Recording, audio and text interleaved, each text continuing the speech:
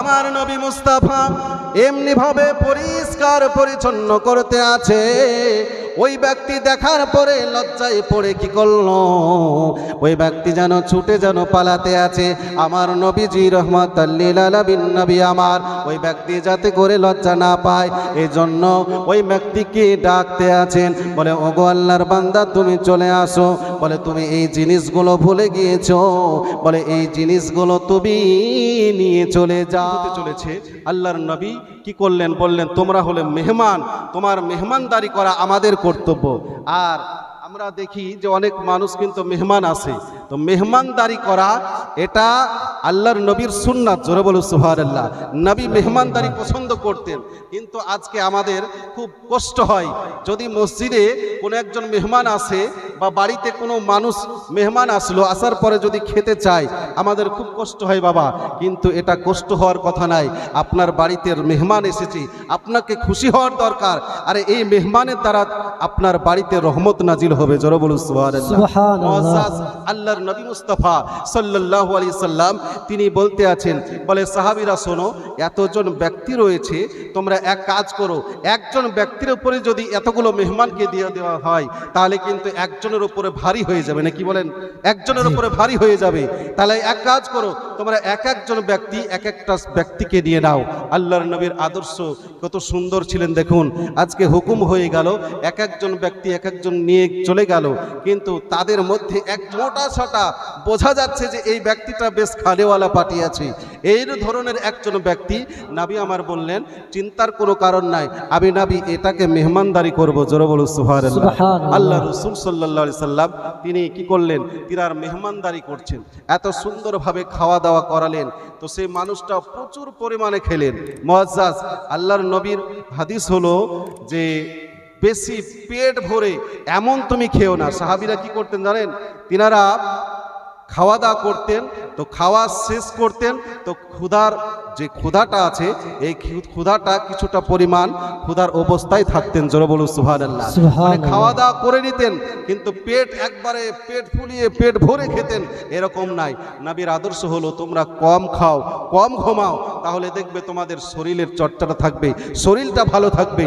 আল্লাহর নবীর কাছে ওই ব্যক্তি প্রচুর পরিমাণে নবী খুব সুন্দর করে খাওয়ালেন, আর সেই ব্যক্তিও কিন্তু পেট ভরে খেয়ে নিল। খাওয়ার পরে রাত্রিবেলায় কিন্তু সেই ব্যক্তি ঘুমিয়ে গেছে, তার পেট কিন্তু খারাপ হয়ে গেছে।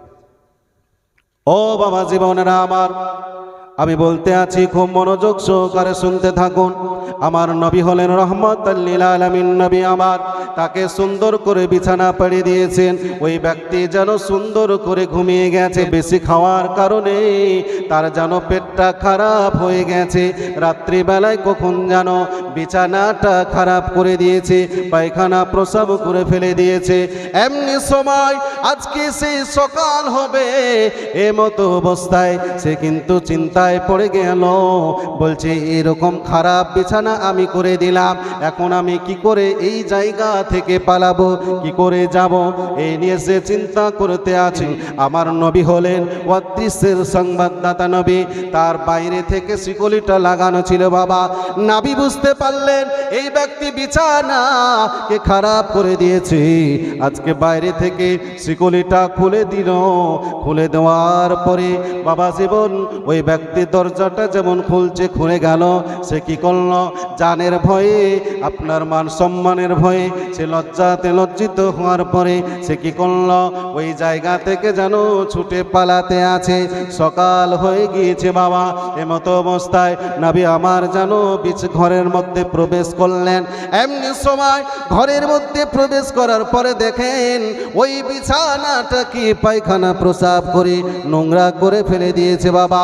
আমার নবীর চরিত্র কেমন ছিল, কোনো রাগান্বিত না হয়ে বাবা ওই বিছানাটাকে নিজে নিয়ে গিয়া বাবা কি করলেন, একটা পুকুরে একটা জায়গাতে যেন ওই বিছানাগুলোকে যেন সাফ করতে আছে। ওই যে ব্যক্তি পায়খানা প্রস্রাব করে দিয়েছিল, রাস্তায় যেতে যেতে বাবা হঠাৎ করে যেন মনে পড়ে গেছে, বলে আমি তো সেই ঘরে কয়েকটা জিনিস ভুলে গেছি। বলে আমি ভয়ে যেন পালিয়ে এসেছি, কিন্তু কথা হলো ওই ঘরে খুব মূল্যবান সামান যেন রেখে চলে এসেছে। তার মধ্যে বলা হয়েছে একটা তালোয়ার ভুলে গেছে, আর একটা বাবা যেন তাবিজ ভুলে গেছে। সে কি করলো? সে পালাতে পারে না, কারণ তাবিজটাও খুব মূল্যবান ছিল, তালোয়ারটাও ছিল মূল্যবান, খুব দামি ছিল। এর জন্য ওই তালোয়ার তাবিজ নেওয়ার জন্য আবারও যেন ফিরে আসতে আছে রাস্তায় আসতে আসতে যেমনই আমার নবীর কাছাকাছি হবে, এমনি সময় আমার নবীকে দেখতে আছেন নবী যেন ওই ব্যক্তির নোংরা করা বিছানাগুলো যেন নিজের হাতে পরিষ্কার করতে আছে। আমার নবী মুস্তাফা এমনি ভাবে পরিষ্কার পরিচ্ছন্ন করতে আছে। ওই ব্যক্তি দেখার পরে লজ্জায় পড়ে কি করলো? ওই ব্যক্তি যেন ছুটে যেন পালাতে আছে। আমার নবীজি রহমাতাল লিল আলামিন নবী আমার, ওই ব্যক্তি যাতে করে লজ্জা না পায় এই জন্য ওই ব্যক্তিকে ডাকতে আছেন, বলে ওগো আল্লাহর বান্দা তুমি চলে আসো। বলে তুমি এই জিনিসগুলো ভুলে গিয়েছো, বলে এই জিনিসগুলো তুমি নিয়ে চলে যাও। এত সুন্দর কথা শোনার পরে বলেন তো তার মনটা গলবে কি গলবে না?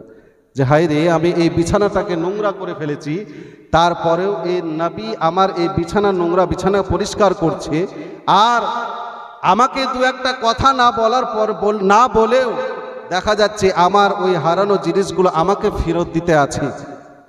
ওই ব্যক্তি যেন ছুটে চলে আসলেন।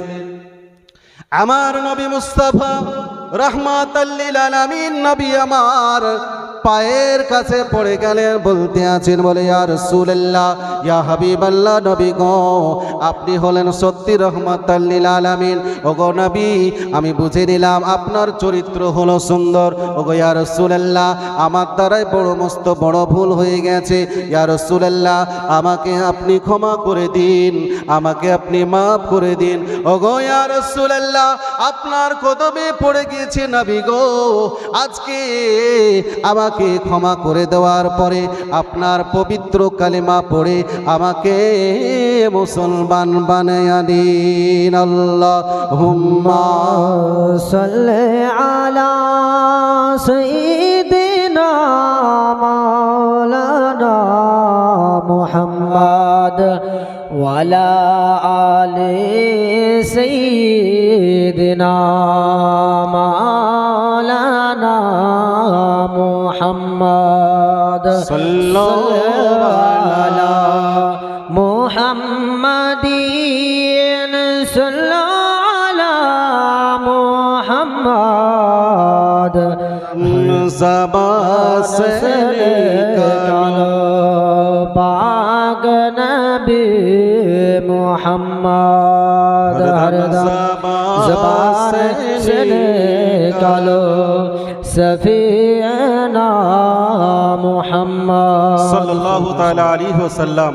আজিজানে মোহতারাম, এই রহমাতাল লিল আলামিন নবীর আদর্শ দেখে সে আপনার কি করলো? নবীকে বলছেন, ইয়া রাসূলুল্লাহ, আমি আমার ভুলকে বুঝতে পেরেছি। ওগো ইয়া রাসূলুল্লাহ, আমার ভুলগুলোকে ক্ষমা করে দিন এবং আপনার মধুমাখা কালেমা পড়ে আনিন এবং মুসলমান বানায় আনিন। জোরে বলুন সুবহানাল্লাহ। মুআজ্জাজ, তাহলে নবী হলেন রহমাতাল লিল আলামিন। তাহলে নবী রহমাতাল লিল আলামিন আমরা এটা বিশ্বাস করি, কি করি না গো? নবী রহমাতাল লিল আলামিন আমরা বিশ্বাস করি, এটা কোরআনের কথা। আর আমি পূর্বেই বলেছি যে দলিল খোঁজা এটা আবু জাহেলেরই কাজ। মুআজ্জাজ, আমার নবী মুস্তাফা রহমাতাল লিল আলামিন নবী আমার চন্দ্রকে দুটুকরো করলেন, আর টুকরো করার পরে নবী বলছেন, বলে দেখো আমি চন্দ্রকে দুটুকরো করে দিয়েছি। আবু জাহেল বলছে, হে রসুল, হে মোহাম্মদ, তুমি যে চন্দ্রকে দুটুকরো করেছো তুমি জাদুঘর। তো বলছে তুমি এত বড় জাদুঘর, সেটা আমার কিন্তু জানা ছিল না। কোন সময়ে নবীকে বলছেন, হে নবী আপনি বলুন মেরাজে গেলেন তো বাইতুল মুকাদ্দাসের জানালা কটা, দরজা কটা, এইভাবে একের পরে এক নবীর সঙ্গে বেয়াদবি করতে মুআজ্জাজ আবু জেহেল করলো। সে মনে মনে ভাবতে লাগলো যে নবীকে কি করে শেষ করা যায়, এর ভাবনা মাথায় চলে আসলো, নবীকে কি করলে শেষ হবে, নবীর ইসলামটা বন্ধ হয়ে যাবে। আচ্ছা বলুন তো, এই যে ভাবতে আছে এর ভাবনাটা অযথায় ভাবনা নয়, এটা ফালতু নয়।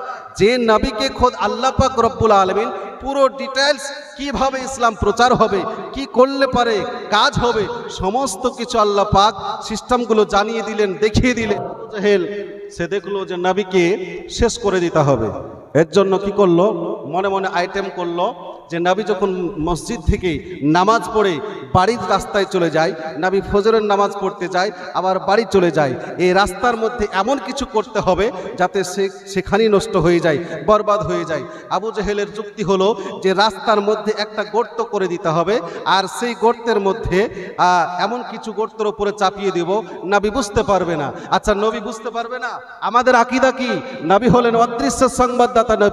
নবী গতকালকে কি হয়েছিল এটা তো বলবেই, নবী আগামী কালকে কি হবে এটার খবরও আমার নবী মুস্তাফা জানে।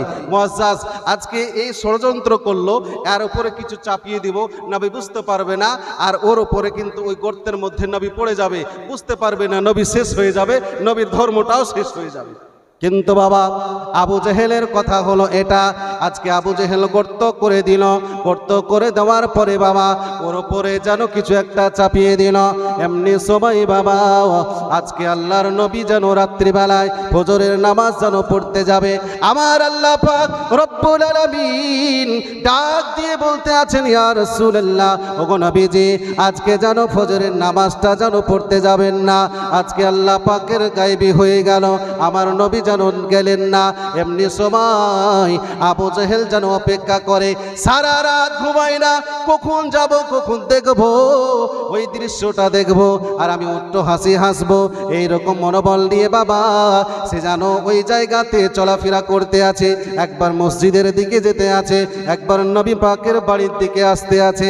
এমনি যাতায়াত করতে করতে বাবা দেখা গেল যে জায়গাটা সে গর্ত করেছিল, সেই গর্তের কথা সে নিজেই ভুলে গেছে। সে নিজেই ভুলে গেছে যে আমি কোথায় গর্ত করেছি, মানে গর্তটা তো উপর থেকে বোঝা যাচ্ছে না, উপরে কিছু মাটি চাপা দিয়ে দিয়েছে।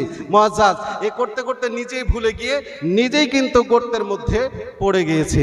আর এইদিকে আবু জেহেলের ওই সৈন্যবন্ডরা কি করছে, তারাও কিন্তু খোঁজাখুঁজি করছে, বলে আমাদের নেতা গেল তো গেল কোথায় রে, এ খুঁজতে খুঁজতে দেখছে ও গর্তের মধ্যে পড়ে রয়েছে। আজকে ওই নেতাকে বাঁচানোর জন্য মুআজ্জাজ কি করলো, দড়ি ফেলতে আছে, তো বলছে যত দড়ি ফেলে তত আবু জেহেল কিন্তু ওই গর্তের দিকে, ততই যেন গর্তের দিকে চলে যেতে আছে, যত দড়ি ফেলছে তত কিন্তু ভিতরের দিকে চলে যেতে আছে। আবু জেহেল বুঝতে পেরে গেল যে না না, আজকে বলছে এ আমার সাথীরা, যদি তোমরা সারা মক্কার দড়িগুলোকে যদি একত্রিত করে ফেলো তাহলে আমাকে পারবে না তুলতে, একজনই পারতে পারে, সে হলো আব্দুল্লাহর বেটা মোহাম্মদ। জোরে বলো সুবহানাল্লাহ। আমার মুস্তাফা নবী মুস্তাফাকে ডাকা হলো। নবী মুস্তাফা আসার পরে নবী বলছে, হে চাচা কি ব্যাপার, আপনি এখানে পড়ে গেলেন, কারণটা কি? বলছে ওসব কথা ছাড়ো, বলে ভাতিজা হে মোহাম্মদ আমাকে এখান থেকে তাড়াতাড়ি তুলে নাও। বলছে তাই নাকি? বলে হ্যাঁ। বলছে তুলে নিতে পারি, তবে শর্ত হলো একটাই, বলে আমার হাতে কালিমা পড়ে মুসলমান হতে হবে। আবু জেহেল দেখছে যে না, কি আছে বলে দিই, একবার ঝাড়ি মেরে দিই, কি আছে। মুআজ্জাজ ইসলাম কোনো ঝাড়ির জিনিস না। আবু জেহেল কি করলো, সে ঝাড়ি মেরে দিল, বলে হ্যাঁ আমি কালিমা পড়ে মুসলমান হয়ে যাব, বলে আমাকে তুলে নাও। আল্লাহর নবী কি ছিলেন দেখেন, রহমাতাল লিল আলামিন নবী, হাতটা বাড়াচ্ছেন। আবু জেহেল বলছে হে মোহাম্মদ, সেখানে কত বাড়ির দড়িগুলোকে একত্রিত করে আমার হাতটা নাগাল ফেলো না, আর তুমি বলছে হাতটা বাড়ানোর কথা, এটা কি করে হতে পারে? নবী বলছেন আমি হলাম মোহাম্মদ, আমি হলাম নবী মুস্তাফা, আল্লাহর পয়গম্বর, আজকে আমি নবী তোমাকে বলতে আছি তোমার হাতটা বাড়াও। আবু জেহেল বলছে যেমনই হাতটা বাড়ালাম আর নবীর সঙ্গে হাতের স্পর্শ ঘটে গেল। জোরে বলুন সুবহানাল্লাহ। আবু জেহেলকে তুলে নেওয়া হলো, আর আবু জেহেলকে বলা হচ্ছে, বলে আবু জেহেল এবার তোমার কথা অনুযায়ী তুমি এবার কালেমা পড়ে মুসলমান হয়ে যাও। বলছে ছাড়ো, আমি জানতাম যে তুমি আকাশে জাদু করতে পারো, কিন্তু তুমি এত বড় জাদুঘর এটা কিন্তু জানা ছিল না, আসলে সে মুসলমান হবে না। মুআজ্জাজ তো আমার বলার উদ্দেশ্য হলো, যারা আপনার দলিলই খুঁজবে, যারা নবীকে আপনার ছোট করার চেষ্টা করবে, তারা বরবাদ হয়ে যাবে, যেমনভাবে বরবাদ হয়েছিল আবু লাহাব, আবু জাহেল, একের পরে এক আপনার বরবাদ হয়েছে। আর যারা বিনা দলিলে আমার নবীকে আপন করেছে, তাদের মধ্যে আবু বকর হয়েছে, কেউ আপনার ফারুকে আজাব হয়েছে, কেউ ওসমান গনি হয়েছে, কেউ আলী রাদিয়াল্লাহু তাআলা আনহু হয়েছে। মুআজ্জাজ আমরা হলাম নবীর প্রেমিক, আল্লাহর কাছে দোয়া করি আল্লাহ পাক যেন নবী মুস্তাফার সুন্নাত মোতাবেক যেন আমাদেরকে চলার তৌফিক